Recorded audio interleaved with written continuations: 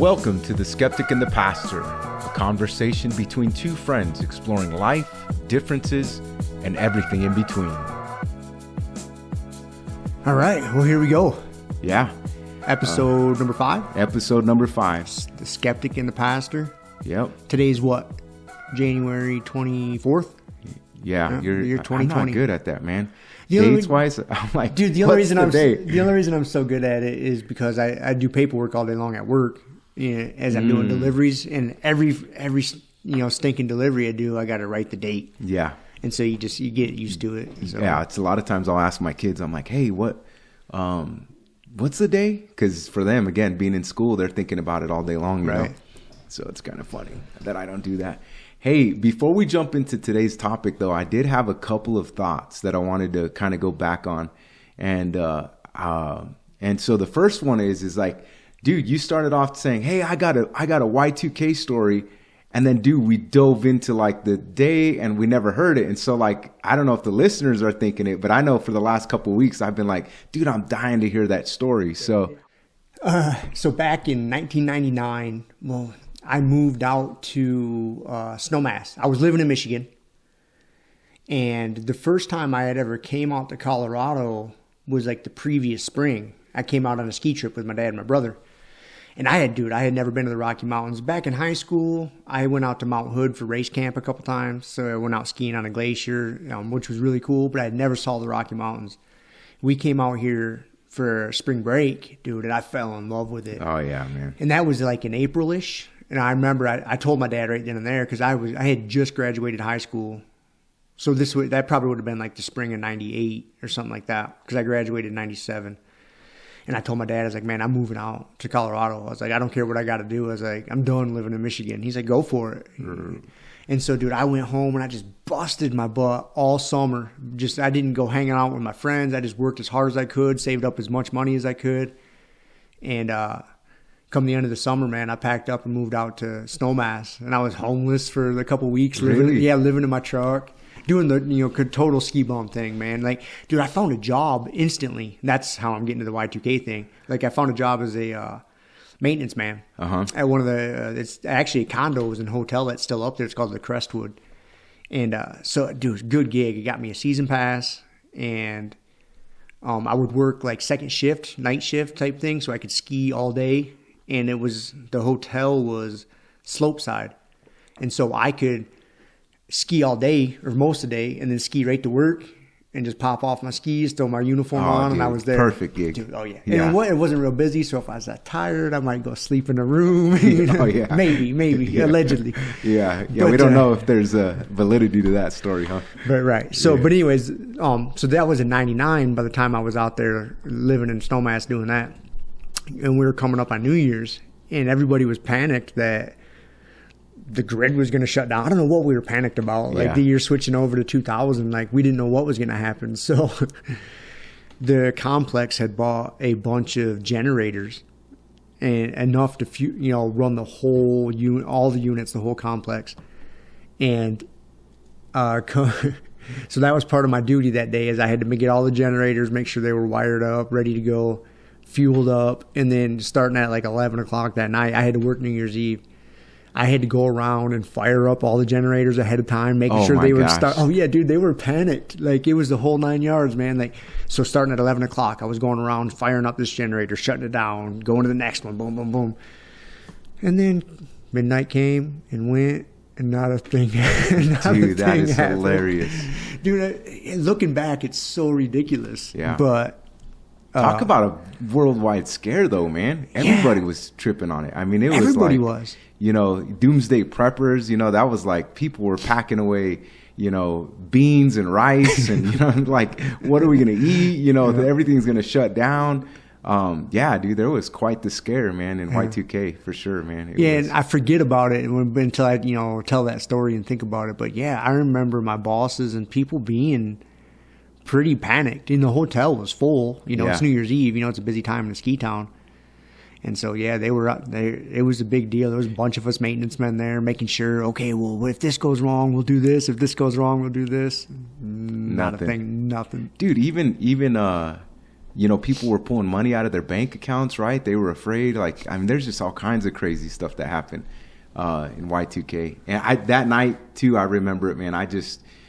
We ended up hanging out. I was in Taos, New Mexico, and we had this event where we gathered together and did like a kind of like a lock-in of sorts, with young people, and we had music, and it was a lot of fun. But it was also that, like, well, what if, And, speaking of religion, that's when you use the message, man, you better get right tonight, because you instill the fear of God in people. And it's like, for what? It's like we all were totally worked up about Y2K. So that's funny, man. Generators, the whole deal, had them all put out and nothing. Nothing. Yeah. Well, do you remember what the conversations were like after that? I was trying to think about that. And it's almost like people just pretended it didn't happen. Yeah. It just kind of went away. They were just like, oh, nothing happened? Oh, okay. Just on with their lives. Moved on. There was no... Because everybody thought something... Well, I don't know. I didn't think something was going to happen. I didn't know. Yeah. Yeah, none of us knew, but I wasn't as like bought into it for sure. No. I was kind of more like, well, whatever happens, happens. Right. And, of course, other people were doing the whole like storing up things and, and I was like, well, hopefully I know some people. So if something does go down, you know where I'm going, but I didn't have anything, It's funny. So awesome. Well, I was dying to hear the story because we finished off when we started off, we started talking about New Year's, and then you're like, I got a great story. And then we just, got sidetracked and went into the conversation. Some other funny things that we brought up last week, or last episode, is we talked about Google. Google's 21 years old. So we were trying to figure out, when is Google? iPods came out. You were right, dude. You have a great memory, by the way. 10/23/01. 2001? Yep. Man, that's crazy. Podcasting started in late 2004. But here's the thing. Previously, it was known as audio blogging. Audio blogging? Yeah. And so, obviously the iPod is what made podcasting, I'm sure, I don't know, maybe I'm just connecting the dots there, but it seemed like that's where it really took off in 2004. But yeah, I remember looking that up at one time because I was curious about the history of podcasts. And I wish I could remember off the top of my head where it came from, where that term came from. Yeah. But I remember some of the early adopters, they were Joe Rogan. Man, I want to think like Mark Maron. Adam Carolla? Dude, there's a few guys out there that have been doing it for like 10 plus years. Early on. And yeah, they're early on. You can go back. I don't know if you can still access the old JREs. Like I started listening to his podcast, 5, 6, 7 years ago. And when I first discovered it, whatever episodes it was on, I was like, oh, I like this. So I started going back and listening to old ones. It's funny, man, like the evolution of it, because you go back to... I got back to like episodes in the 200s, or no, maybe even further back. Like there was a significant change in his audio quality. Oh yeah, dude, it was terrible. Like I couldn't do it. Like, the audio quality was so terrible up until 100 something, 200 something, and then I was like, okay, I can listen. But I tried to go back and like listen to all the old ones. Too bad. It was too bad. Well, the thing you're conditioned to hear something like super high quality, right? And yeah, it's like, man, I can't hear this. I can't listen to this. I can't listen to it. Yeah. Awesome. Well, today, man, we picked a pretty interesting topic, and we're going to be talking about Noah and the Ark, and I think there's a lot of parallels to that. There's some good things that come out of it. There's some interesting things. I'm more curious to hear Rob's thoughts, as we kind of come into that topic. But just because, honestly, for me, Noah's story is probably one I don't think about very often. So then when it was like, hey, let's talk about, let's mix it up and let's talk about something like that, I was like, all right, here we go. And I kind of had to go back in and say, yeah, well, let's unpack this again, but for me, it feels like a very familiar story in a lot of ways. But yeah, so I'm kind of curious to see your thoughts, and just a heads up, I'm gonna tell something, maybe a behind the scenes thing here. But we were like, hey, let's get into Bible stories. And Rob's like, man, I don't even have a Bible. It's like, what do I, where do I get one from? And I was thinking, hey, man, I better buy Rob one, man. I think that's the best way to do it. And then get him one that I would want and use, So, so Rob's got his Bible, and guess the pastor had his prepared as he came over to Rob's house and left it on the counter. And so, it's all memory now. Well, I think most people are pretty familiar with Noah, the ark, and the flood story. Mm-hmm. Even if you're not, a religious person, it's been referenced. It's a common one. It's a common one, dude. It's been referenced millions of times in cartoons, TV shows, movies. Even somebody who's never read a page of the Bible could probably tell you, hey, what is, give me the bullet points. What happened? Oh yeah, God wiped out the earth with a flood. This guy had to build a boat, save all the animals. Okay. Yeah. That's, basically it. Yeah. I thought it was a good topic because, I'm fairly uncomfortable, thinking about it and talking about it. Cause I've never, last time I read the Bible when I was a kid, mm-hmm. Last time I was in church class was 8th grade. Yeah. And so I was like, well, again, I had the cursory knowledge of it. I was like, but I haven't ever really thought too much about it. So I was like, man, this is an uncomfortable topic for me. So I get, to be good. It'd be a good challenge to, revisit it, and think about it. And it was so you gave me you gave me the Bible. That was an awesome gift. And so, I started reading it, and it's early on, it's in the, at the beginning of Genesis. It really is. Yeah. When you start thinking about the biblical narrative and all that transpires, a lot happens leading into that already. But yeah, it's early on in the story, it's way before you hear about the 10 Commandments. It's, obviously early part of the Old Testament. So, way before New Testament. So yeah, it's early on in the biblical narrative, Yeah. So, I guess you just want to jump right into it? Yeah, man, let's do it, man. So at first I was like, okay, let's go read it. So I went, and you go read it in the Bible. It's a short story. It really is. It only takes you a little bit to read it. And you got to sit down and think about it. There's a lot of things to think about. Okay, so first of all, I started thinking well, why was God so pissed off? Why do you want to wipe out the earth? Yeah. So then I went back, started reading a little bit more. Okay. You went to the previous verses? Previous verses. Yeah. Okay, let's find out why God was so upset. Yeah. Okay. So, that conjures up a bunch of questions in itself. This could be a long conversation. We could it depends on how far you want to go in either direction. And the other questions I started thinking about was, okay, so why was Noah spared? Yeah. Because it really, all it says in that section of the Bible about Noah is that he walked with God. Yeah. That's it. Yeah. It doesn't really say what he did to fall in God's favor. It gave a little bit of his lineage, okay, there's that one section of the Bible. I can't figure out why they'd put it in there, but they started listing all these people and all their kids. Yeah. And, this guy lived, and when he was 150 years old, he had this offspring. Yep. And then he lived 800 years old, died. But then this guy had this, boom. And they got a whole big long list of just names, all these biblical names of people that, and I'm like, and that was kind of like Noah's family tree, so to speak. And I was like, I was like, all right, whatever. I didn't understand why they went into that depth, because it didn't tell you, it didn't really give you any information. Yeah. So, but anyway, why was Noah spared? Why did God wipe out the earth? And those are the big questions. But before I get all skeptical, man, it was really good for me to go back and read and think about this stuff, because it really started to jogging some memories loose from when I was a kid. Yeah. As to this is why I can see some of this, why I got turned off by religion. For example, one of the first things is that, when I think at the time of the flood, Noah was 700 years old or something like that, 600 years old. I'm like, wait a second.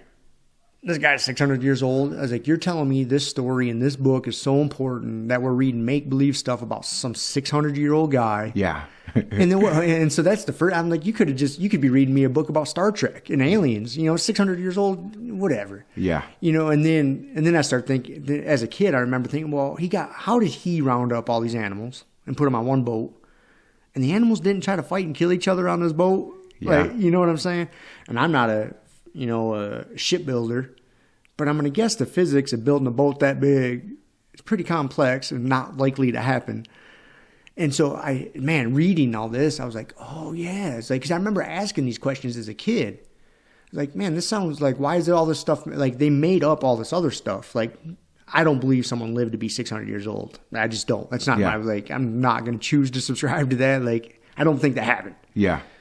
And I would ask those questions as a kid. And I remember just kind of getting shut down. Well, that's just what the Bible said. Yeah. And I don't remember exactly how they got addressed when I was a kid. But apparently they didn't get addressed, let's just say properly. Yep. Because it turned me off. Yeah. Well, I don't want to completely interrupt you, and so if you still have more thoughts, keep it going. No, go ahead. Because okay. I mean, that kind of sums up my, like, a lot of the skepticism. I know there's a lot of good to the story, and I want to get into that. Like, but yeah, that's like, I remember it just brought up so many memories as a kid. Like, this is BS. Like, why all the 700 years old, 800 years old, like, whatever, man. Like, and I would just check out. Yeah. Well, and that's like, as I started going and saying, okay, well, we're going to tackle Noah. What? It seems simple enough, right? You're going to, get into a story that's early on in the biblical narrative. You're going to talk about, a pretty common story that a lot of people have heard, and you're going to end up kind of just, unpacking these, this general story. But I already knew it's way more complex than that. Way more complex. And so I'm like, okay, well, let's see where this goes, because, you start unpacking it, and really it goes back to already creation. Really to start answering the questions that happened, and why did it, why was God upset, and why did this transpire? You really have to start going back to the beginning and saying, okay, let's like, we're picking on this story that's 6 chapters in, but in all reality, into the biblical story, there's a lot that got us to that point, right? So, a couple of things. The first one would be, again, you look at creation. God created Adam and Eve, all of creation, the days of creation in Genesis 1. But when he created, he didn't create for us to have this limited lifespan that we now know, and so when you think about that, you think about it, then it takes you to the end of kind of biblical story, and you start thinking, well, eternity, and so it starts to open all these complex stories or these complex pieces to the narrative, if you will, because we were initially created to live, and there was 2 trees in the garden. And again, this may seem like common knowledge for a lot of us, and others it's new information, but there was 2 trees. There was the tree of life, and then there was the tree of the knowledge of good and evil. And he said, look, you're not to eat from that one. Of course, without us going into that story, short version is they ate the fruit. And because they ate the fruit, their eyes were opened. They now saw, the difference between good and evil, which then carries this whole parallel of life and the storyline.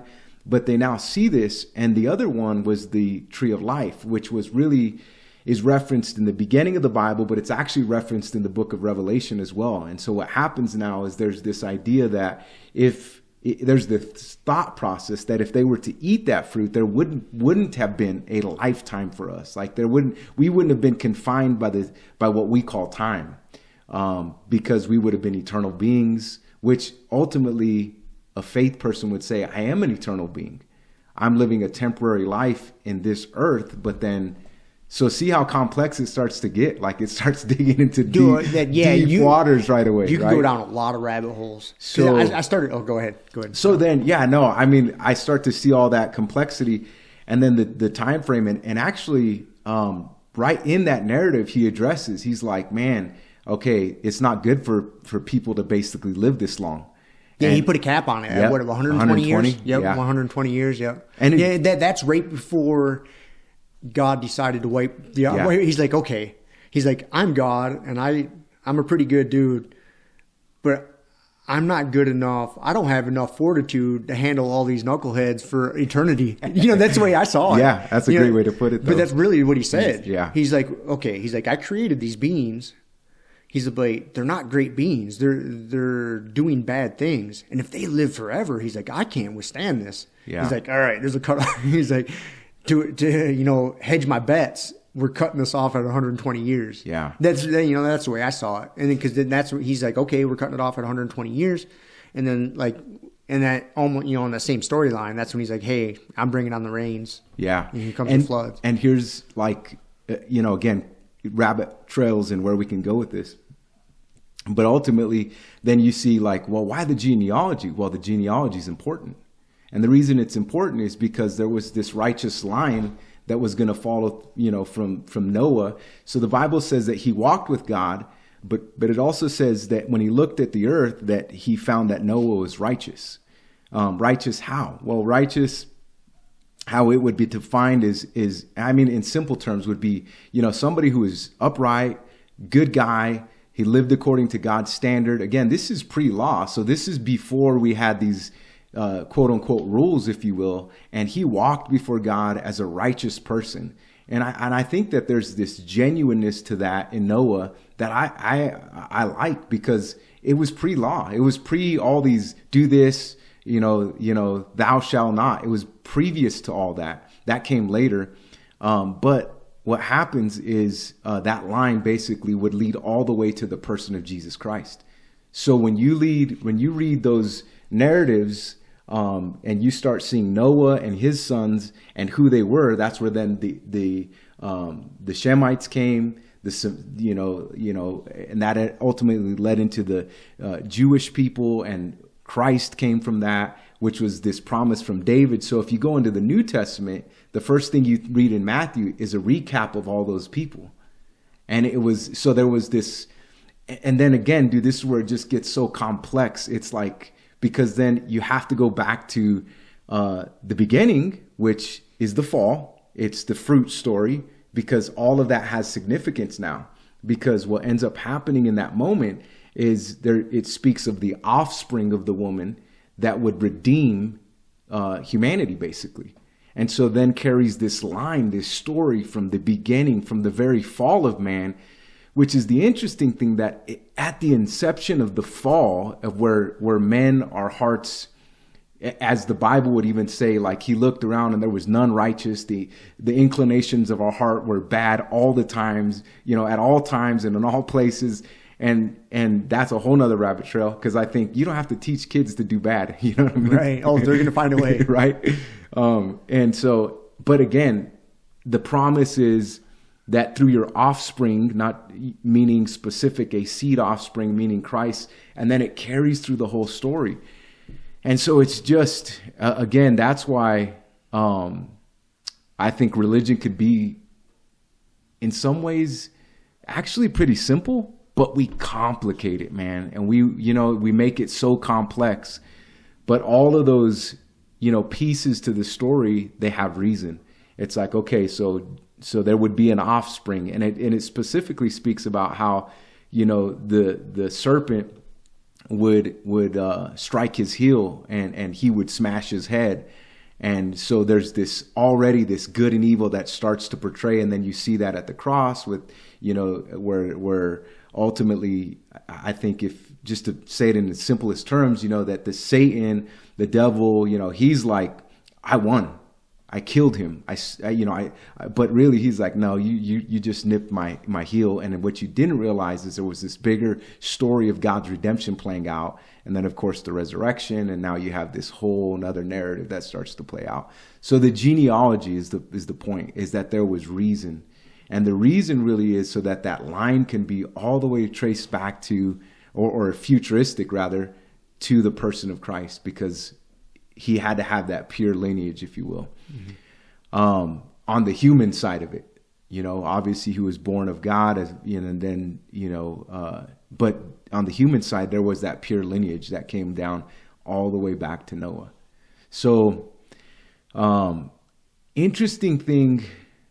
Yeah. So those are some of the things, the genealogy, that he was righteous. And what I like about that is it was pre-law. Because I really don't like laws.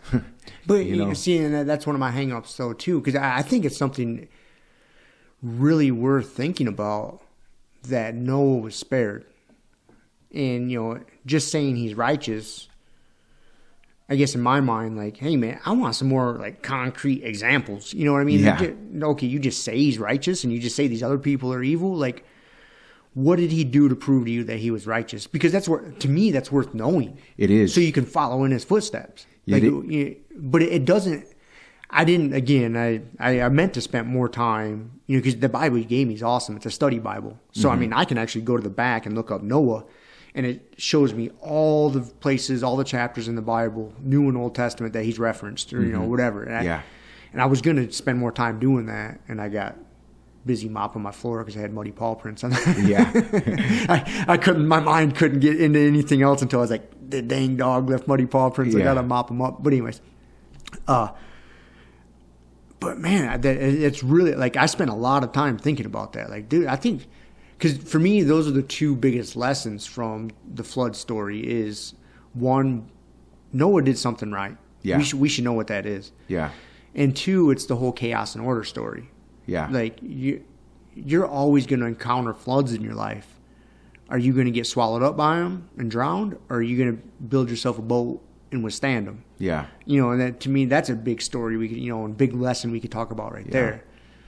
But I couldn't find an answer to it. And I couldn't find an answer that sufficed me. Or I was a happy quick with. fix. A quick answer. A quick answer. Yeah. No, I agree. Because it is, when you read it, like you were saying, you think this long story, it's actually just a couple, it's pretty short. Dude, it takes you like 2 minutes to read. Yeah. Like from the time like God says, I'm wiping things out, to you better collect all the animals, you better build an ark, he gives the dimensions. Yeah. And then next thing you know, there's 40 days of rain.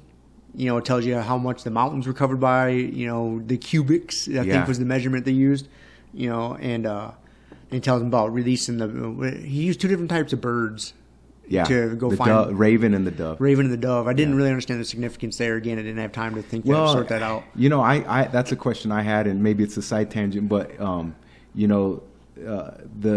maybe am I messing it up? Either way, two birds, and one would walk on ground like a dove. A dove would actually, they fly, yes, but then they would get on the ground. And so if they would come back, there was no ground. Correct. I think that's the well, I mean, exactly. But why would they use a raven and then the dove? Because then the dove ended up bringing back the olive branch, which showed Noah that yes, the flood waters are receding. We can go dock this ship now. Yeah. So it's probably irrelevant. Yeah. Well, I think I tried to think through that too. I think the significance though is that the dove would actually walk on ground and if you see doves and you watch them. But I guess a raven would too. I just saw a raven sitting on a trash can down the road. So. Yeah, he's like, what can I find here? Yeah, exactly. So, anyways, one of the things that I think really comes out of it, though, that you bring up such a great point about righteousness, and that really is the whole. If you look at the Bible, that's one of the themes that runs from beginning to end, and I think what changes the whole narrative, though, is the beauty of the fact that Christ came to die for sinners. And so that's where the whole, like, it's leading up to this point. So the basically the point is that, like, you're right, there is no crystal clear plan that we in and of ourselves can be made righteous by ourselves without Christ. And that can be encouraging for some, and some, it's perplexing, because a lot of us, and I'm just speaking for myself, I guess, in saying that, like, man, I know that I can never do enough to earn God's, for him to look down and say, dude, you're like Noah. I just know that there's enough wicked in my heart. There's enough, and that can come out in a number of ways. And that's the beauty of what Christ offered. The Bible says in Romans, when you get into the book of Romans, it really lays out this plan that For all have sinned and fallen short of the glory of God. And that's true. I mean, however you would call morality, all of us have fallen short of that moral standard, whatever that is. Of course, we're talking about a biblical worldview and what that moral standard might look like. But ultimately, all of us have fallen short to a degree. We've all been a jerk and I'll just use that term. Like, we've all been a jerk at some point where, and whenever I hear that term, I always think of Home Alone. Look what you did, you little jerk. You remember that? Yeah, I do. Anyhow, side note, sorry guys. Hopefully you got a good giggle out of that one. But again, the idea is that none of us can be righteous. And so but humans, what we want is give me the ABCs, give me the 1, 2, 3s. Like, if you just tell me, and that's why I think as a culture, when we think about religion even, I think that's why people became infatuated with, for example, the 10 Commandments. 10 Commandments are good. That's nothing bad. I'm not like just trying to knock the 10 Commandments, but the point I'm trying to make is that really we want to earn salvation, and the Bible really instructs us that righteousness and salvation are a gift, and true righteousness is only found in Christ. And so, again, that's a whole nother like layer of this, conversation about faith and understanding it and seeing it through the lens of the New Testament. The great thing is that you and we see the biblical narrative from beginning to end now. And you imagine that Noah's living this out like real time, he doesn't have a reference to go back to and say, hey, what is this about? So in terms of righteousness, that would be a interesting second note to me. And, talking about the floods of life and kind of how you mentioned it, the floods of life, and then we've got to build an ark and get ourselves out of it. The interesting thing about the whole Noah story is that it was impossible with Noah by himself. If you really look at it, there's actually 2 occasions where it says, but God. And so in other words, God intervened in this situation. And that's kind of what happens for true righteousness as a believer would see it, is like, but God stood in the way, namely in Christ's New Testament, that he stood in the way. And so when you read the biblical narrative, you realize, but God, it's mentioned it 2 times. And then even as you read about, for example, the collection of the animals, it also says that God drew them, that he brought them. And so I think there was this level of, certainly Noah trying to gather them, but there was this equal part, or who knows if I don't know if equal's the right way to say it, but ultimately there was this idea that God also drew the animals to him. And so you realize, even in the ark, so he builds the ark, and the ark is this crazy, first of all, you got to understand the ark, like, because I wanted to look at it from a skeptical point too. Like, well, the ark, is it even big enough? So it's basically 450 feet long. It's about a 3-story, 45 feet tall. And it is 75 feet wide. You get those memorized. It's funny is I wrote those dimensions down. Yeah. And you got it memorized. Yeah. You know the dimensions of the ark. That's hilarious. Yeah. But anyways, and part of it though is because I read it fresh, but I've read it a ton of times and I've thought through. So now when you're really looking at that, you're looking at a pretty large vessel. You're looking at a ship. And there was a study, and I was going to bring it up, dude. I don't remember exactly who, but these college students actually did a study on they're not saying it's true. They're just saying the probability of being able to do that. And of course, in the end, what they determined is that it's possible, and they're not people of faith. So they're saying, it's possible. And I like that because really it does create that level of skepticism, which is actually, I think, is healthy. We should ask questions. I think it's a great question to ask, why was Noah righteous and the others weren't? What was different about that? And so I think those are good. That's part of the journey. I think where faith can be a real turnoff is when we say, well, you just don't ask. You don't ask those kind of questions. You just believe what the Bible says. And to me, like that's a great offense to God. You think he's afraid of our questions? Like, no, he created us. He created us with intrigue and desire to know and really even desire to please, if you will. Like, that's why we want to know, how do we become righteous? Because we'll do that. Like, you don't have to tell me twice. I'll do it, And so the last thing it says, hopefully I'm bringing this full circle. The last thing it says, or another thing in that story, is it says that God actually shut them in.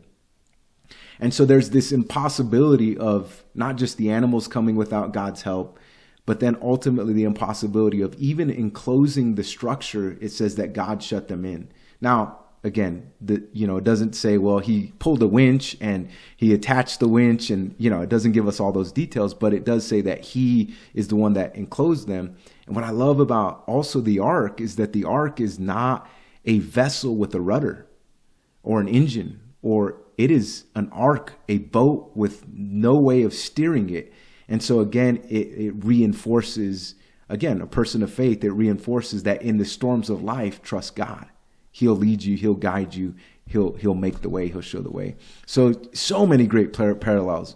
But man, I like the idea of overall the conversation of looking at it with the skeptical eye and asking the tough questions. Like, could it have been possible? And in modern science, for us to go back and say, you know what, there is a possibility. Nobody's saying that it's true, but it's probable, and I think that helps for those of us that may be more skeptic. It helps us start to, or maybe not start to, but to continue exploring, just what is faith or what isn't it, So those are some of my thoughts about it, See, my, excuse me, my adult, somewhat mature mind that I have nowadays, I can suspend the disbelief to extract the wisdom from the story. Yeah. There's a lot of good wisdom in there. And I'm okay, in my eyes, to ignore don't mean to be disrespectful, but the nonsense. Yeah. I honestly, I don't really care if the boat really could have existed. Yeah. I don't believe it did. I don't see how you could get a pair of every animals on there without them killing each other. Yeah. You feed them for how many days? Yeah. They're crapping all over the place. Logistically, man. It's a nightmare. It didn't happen. In my eyes, it did not happen. Yeah. And that's okay. There's still a lot of good wisdom there. Yeah. You don't have to, you can't throw the baby out with the bathwater. Yeah. There's a lot of good wisdom and lessons in these stories without having to buy hook, line, and sinker into everything. Yeah. But that's me being 40 years old. 10-year-old Rob didn't think that way. Yeah. I couldn't separate the two. I was like, okay, you're trying to teach me lessons from make-believe stuff. Yeah. I'm not on board with this. And man, it really, like I said, this is the first time I cracked a Bible open since I was a kid. And it really started doing it. Man, those memory banks, those vaults were opening up. I'm like, oh yeah, this is exactly why it turned me off. Just because I'm like, man, I couldn't, as being a child, I could not separate. I mean, I don't remember what any of my teachers told me when I'd ask these questions. But it left you wanting. It left you with like, man, I don't have the answer I'm looking for. I don't have the answer. I'm not buying, okay, I don't have an answer for this, so why am I going to believe this? If you're telling me lies about this stuff, how do I know you're not telling me lies about this other stuff? I couldn't separate them as a child. And I mean, I'm mature enough to separate them now. But I don't know how I would answer that to a kid. Yeah. Because even if a 12-year-old kid was to ask me that right now, I would explain that to him, but is that a good enough answer for the kid? Yeah. Well, hey, listen, I mean, there's going to be some things that maybe didn't happen, but you can't ignore everything that this book is telling you because of those things. Yeah. That's a tough question, man. It is a tough question. And, another way to pose that might be, there might be some things we don't logically understand, but does that eliminate the desire for faith, or I don't know if desire is the right word. Does that eliminate the path for faith? Because some things we just don't quite understand, and I would, not as a cop out, but I would say, hey man, there's some things I don't understand. And it's not just the biblical narrative, there's some things about life that straight up I don't understand. I don't get why some things happen. So it pushes me into some real challenging, what do you believe? And do you believe it because somebody told you, or do you believe it because you've done your own homework? And I think that's the real challenge for, a growing faith is not, hey, Rob told me that, this happened, so I believe it, and that's that. Or my pastor or my priest or my rabbi, he told me this story. And that's where I think, maybe going back to some of what you shared, where it is a turnoff, because I think the only answer is, don't ask those questions, or maybe that's it, or you just got to believe because that's the way it is. No, explore that. Come to a conclusion for yourself. Start to research that story, and find out, is there validity to this story, for example, the one we're on, Noah and the ark, in other ancient writings, for example. And is there a flooding story? And what you start to find is that other ancient literature talks about a flood. And some could say to that, that's why, if they'll throw out the Bible as a result. And to me, I'm like, no, that reinforces that the biblical narrative in this other ancient, non-biblical, non-faith-filled literature talks about a flooding experience as well. And so, again, I think the point, though, is that you really have to explore. You got to find the answers. And what I would say to that is, God's not afraid. He's a big boy. He's got his big boy pants on, and he's like, all right, I'm patient with you. Let's walk through this. Let's try to figure it out.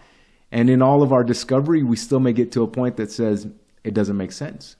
But again, I think that's where at some point we do cross this bridge of faith, which is, I don't understand it all. And I don't know, in all of the search of knowledge and books and ancient literature, and I don't know that I would ever have it all figured out, to be quite honest. But do I throw out the baby with the bathwater in that moment? And I think the short answer for me is no, not at all. But we also shouldn't be afraid to discover, to ask questions, to be skeptics. And I'm the pastor saying that, but honestly, I going back to our first podcast, I didn't grow up in church. I didn't grow up with the stories. I didn't grow up doing a first Holy Communion. So for me, it was the other way. Like I was non-believing and then became believing. And there's definitely some things in that journey where I've had to find my own answers. And at times it's crystal clear and it's like, oh, that makes all sense in the world. And at other times where it's like, man, that doesn't make sense. Especially when I think about tragedies, and those kind of things. And when you think about good people who ultimately experience negative things. And I think that might be a good topic one day. Is for us to really, explore this hot topic of why does bad things happen to good people? Yeah, if there, that's a common question. Well, if God does exist, or there is a God, why does he allow bad things to happen? Yeah. That you hear that all the time. And the rhetoric behind that is then, did God create evil? Right. Yeah, there's a lot of depth to that conversation. That's a complicated question. Yeah, it is. There's so much to think about when it comes to just reading this one initial story, and it just it gets my mind going a million miles an hour. Just because as you hear me asking all these questions, like, I want to know this, and it makes me, cynical of this or skeptical of this.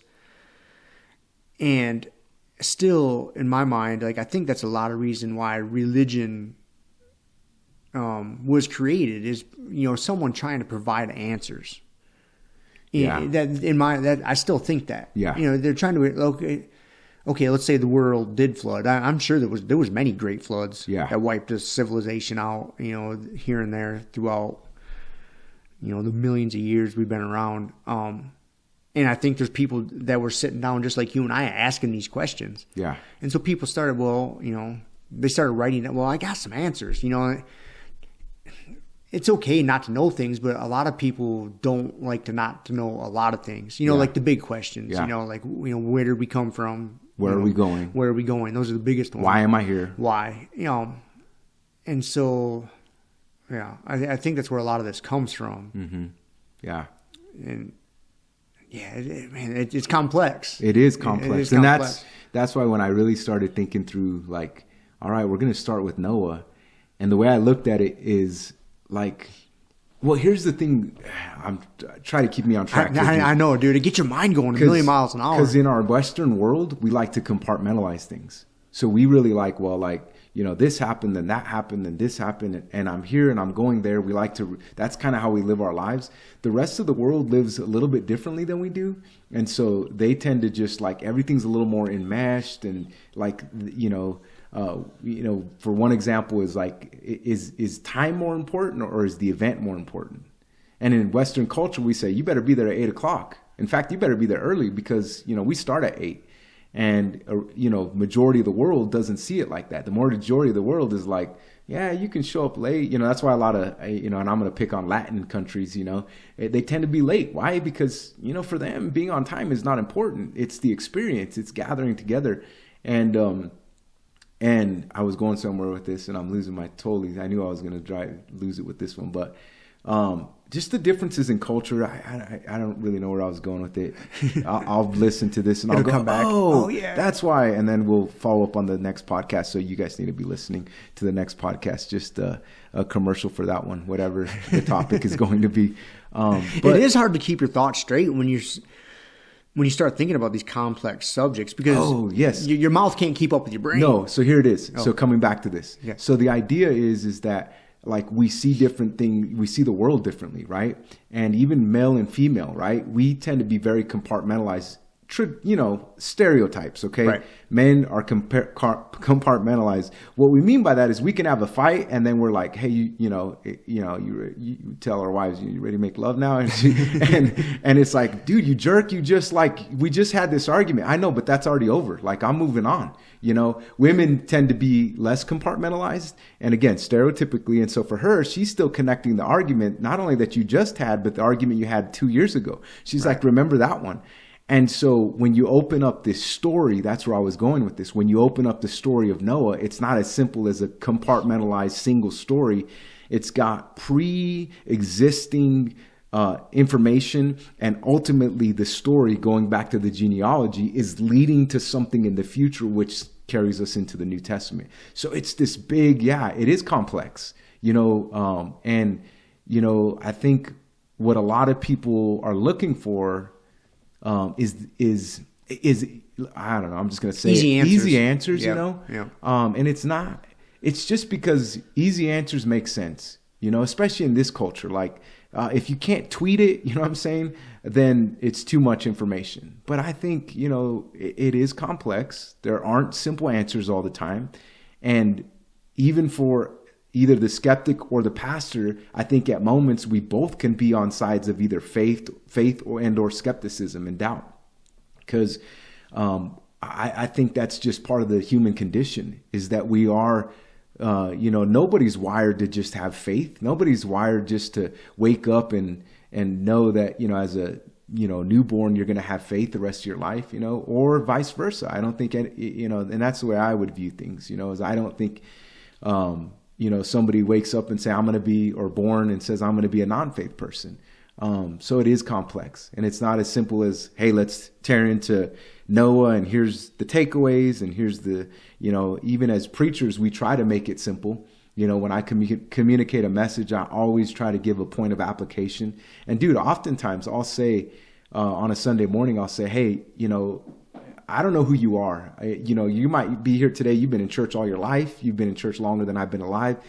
And honestly, others of you might be here for the very first time and you don't even want to be here. And I get that. I understand that. So you may be a true skeptic, and that's okay. This is a safe environment to explore what faith does or doesn't mean. But it is complex, and it's more like that. Everything's connected. The male mind, again, stereotype that says, compartmentalize, and the female mind, if you will, that says, no, everything's connected. And when you pull out the, we got in a fight drawer, that let's go make love drawer closes, and it's closed for, you know what I mean? Hopefully this is more of an adult audience, but if not, I'm sure it probably you're about to talk to the kids about the birds and the bees. And I mean, it is hard just to pluck one story out of this great text and just pick it apart. Mm-hmm. I mean, it's not really fair to do that, It's a good starting point, though. But you got to start somewhere. Yeah. You know what I mean? You can't.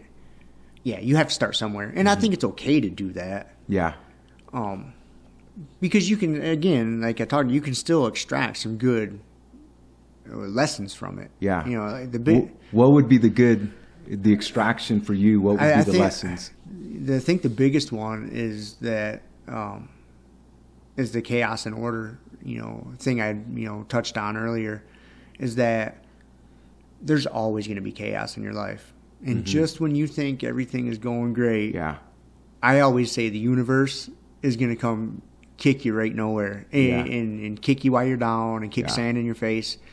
I've kind of been dealing with some like little things like that lately. Just this past couple of weeks, I've been a little stressed. I mean, it's just little life things. I mean, nothing major. Yeah.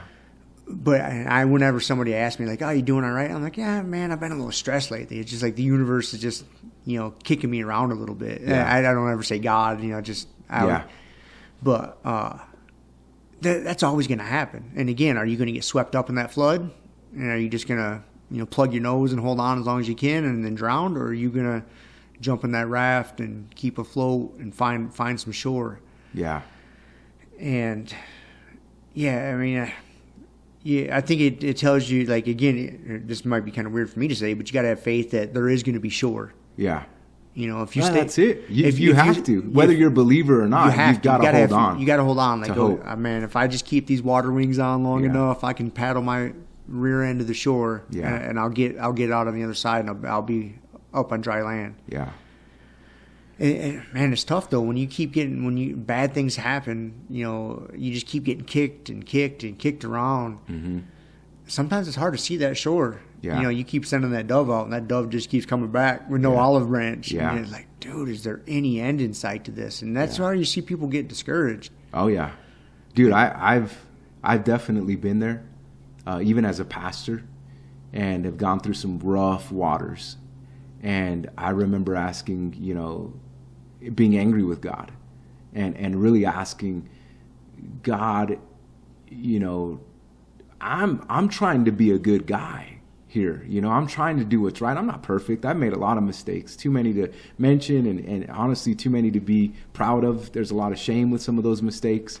But at the end of the day, like being upset and saying, where are you, God? And then saying things like this, like, can a guy ever just get a break? Yep. I can't catch a break. Yeah. Yeah, I say that. I think I just said that to somebody this week. Yeah. I was like, dude, I just can't catch a break lately. Right. But anyways. And so that's life. And you're definitely going to be going through the storms of that.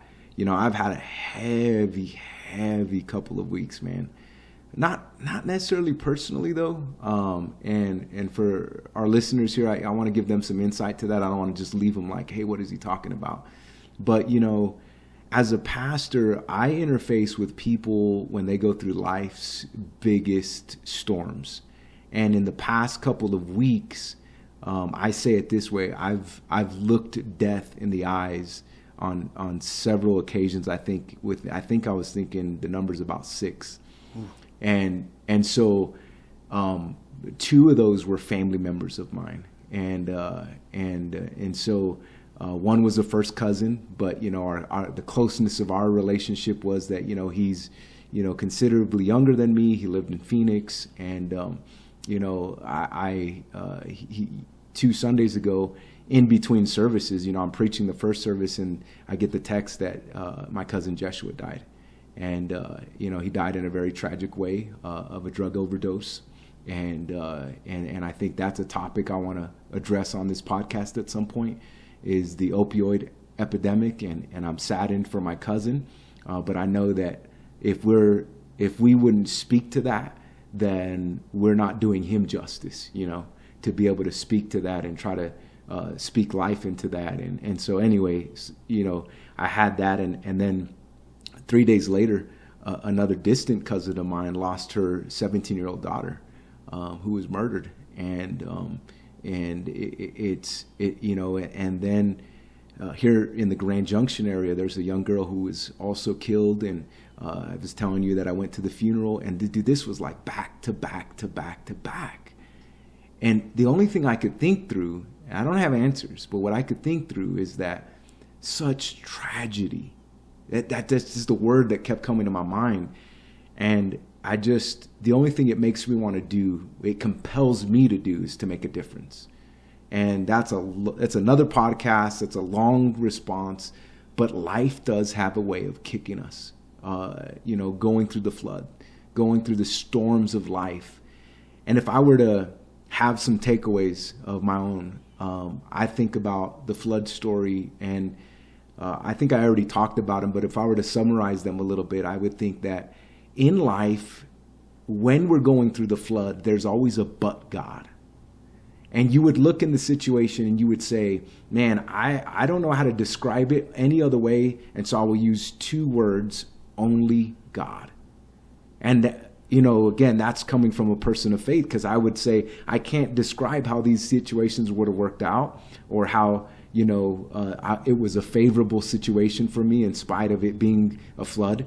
So I would really think that ultimately it describes that but God moment. But God spared Noah, but God brought the animals to the ark, but God shut the ark, but God led the ark, but God saved Noah specifically to carry on this lineage that ultimately, like this righteousness of his, would be defined in Christ.